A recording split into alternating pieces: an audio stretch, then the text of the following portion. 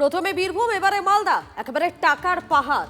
মালদার মঙ্গলবাড়ি এলাকায় দক্ষিণ দিনাজপুর এবং মালদা থানার যৌথ অভিযান। ব্যবসায়ীর বাড়ি থেকে এখনো পর্যন্ত 2,40,50,000 টাকা উদ্ধার হয়েছে। আরো একবার টাকার পরিমাণটা জানাই।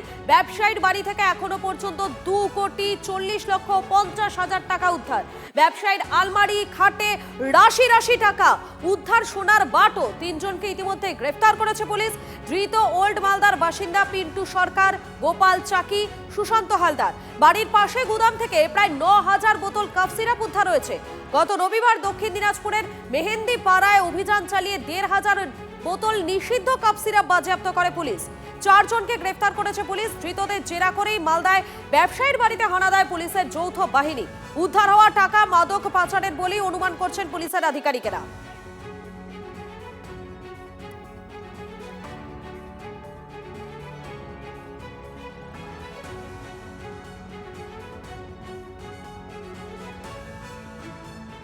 আপনারা দেখতেই পাচ্ছেন এই মুহূর্তে যে ছবি আপনাদেরকে দেখাচ্ছি, মালদার ছবি দেখাচ্ছি।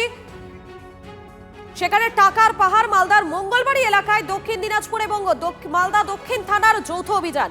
ব্যবসায়ীর বাড়ি থেকে এখনো পর্যন্ত 2,40,50,000 টাকা উদ্ধার।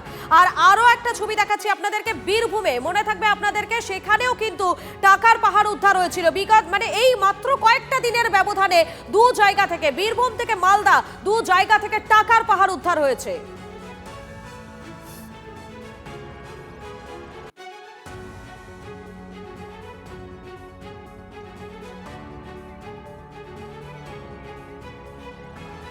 আপনারা দেখতে পাচ্ছেন 2 জায়গার ছবি দেখাচ্ছি। একদিকে বীরভূমে, সেখানে টুলু মণ্ডলের আত্মীয়র বাড়ি থেকে একেবারে তাল তাল টাকা এবং সোনা উদ্ধার হয়েছিল। সেগুলোকে নিয়ে যাওয়া হয়েছিল ট্রাঙ্কে করে। সেই ছবি আপনাদেরকে একদিকে দেখাচ্ছি।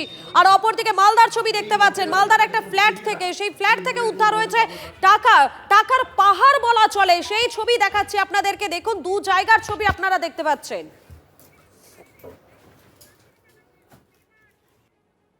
আমি দাঁড়িয়ে আছি সেই ফ্ল্যাটের সামনেই। এই যে গেট লাগানো আছে, কোলাপসিবল গেটে টানা আছে এবং এই দরজা এখন বন্ধ করে দেওয়া হয়েছে। ভোর পর্যন্ত টাকা গোনা হয়, প্রায় 2.5 কোটি কাছাকাছি, এবং সেই টাকা পাওয়া গেছে। শুধু তাই নয়, সোনার তাল পাওয়া গেছে, বাঁট পাওয়া গেছে।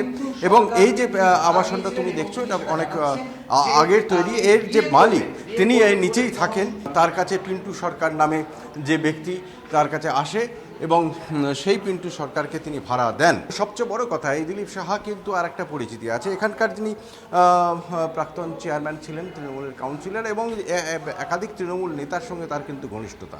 এবং এইটা এর আগেও বহুবার দেখা গেছে তাকে। শুধু তাই নয়, যাকে ইতিমধ্যেই পুলিশ আটক করেছে, সেই পিন্টু সরকার, তিনি কিন্তু তৃণমূল কর্মী। কখনোই জানি না আমরা। আর সে তো আমাদের সাথে প্রতিবেশী মিশতো না। সে আমার মতো সম্ভবত আমি তাকে দেখেছি একাই নেমে যাওয়া, সাথে হয়তো কোনোদিন একটা মহিলা থাকতো, এরকম একটা দেখেছি আমি। জানি না পিন্টু সরকারকে যে ভাড়া নিয়েছে তাকে বাই নেমে চিনি না, তার ফেস দেখেছি। আমরা তো আসলে ভাড়াটিয়াদেরকে কারো খোঁজ খবর রাখি না। এই পিন্টু সরকারকে কোনোদিন সন্দেহ হয়েছিল বা কিছু? না, এরকম কোনো সন্দেহজনক ফ্ল্যাটে মহিলাকে সঙ্গে নিয়ে আসতেন দেখেছেন? একটা মহিলা এসেছে, এরকম আমি দেখেছি একবার। এটা আবাসনের নিরাপত্তা প্রশ্ন। তাদের উচিত ছিল আসলে আইডি কার্ড এগুলো নিয়ে এবং যথারীতি মেনটেন করে দেওয়ার। দিলীপ বাবুকে তো এখানকার তৃণমূলের নেতাদের সাথে খুব ঘনিষ্ঠতা দেখা গেছে। উনি পার্টিগতভাবে একসময় করতো। উনি কিন্তু অ্যাক্টিভ ছিলেন না খুব একটা, আমাদের জানা মতে কখনো দেখিনি তাকে। তাদের সাথে দেখা গেছে। হ্যাঁ, উনি তৃণমূলে বড় হ্যাঁ, আমাদের কার্তিক ঘোষ ছিলেন, ওনাদের সাথে প্রত্যেকের সাথে সখ্যতা আছে। তাদের বাবা দাদাকে 40 বছর ধরে চিনে বলছে, নবাবগঞ্জে বাড়ি, প্রতিবেশী। তাহলে তার ফ্যামিলি ব্যাকগ্রাউন্ড সম্বন্ধে তাদের জানা আছে।